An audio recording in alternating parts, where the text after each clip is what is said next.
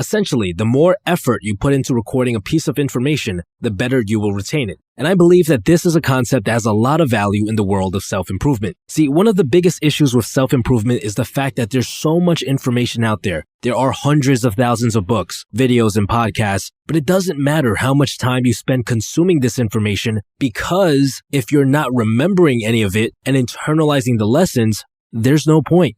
Now, I know, I'm someone who advocates listening to audiobooks a lot. I tell you guys to do it all the time. But to be honest, I don't think just listening to audiobooks is ideal. It's too easy. It doesn't require that much effort. In fact, back in the day, I would often find myself listening to an entire book and just 1 or 2 weeks later, barely remembering any of the key concepts. So today I want to show you a sort of note-taking mini habit that I created over the years that has allowed me to retain most of the key lessons from the books that I listen to. See, I carry these little waterproof notebooks with me. They are a bit smaller than my phone, which makes them very easy to carry around. And whenever I'm listening to a book and I come across an aha moment, basically a moment where the gears in your head click and something just makes a whole lot of sense to you, something that you know is a game changer that you should really remember, when that happens, I will put in some effort to record that lesson down. For example, a couple of weeks ago, I was listening to Can't Hurt Me by David Goggins at the gym, and I came across an aha moment when he talked about what he likes to call the cookie jar method. The moment I heard about this method, I thought to myself, wow,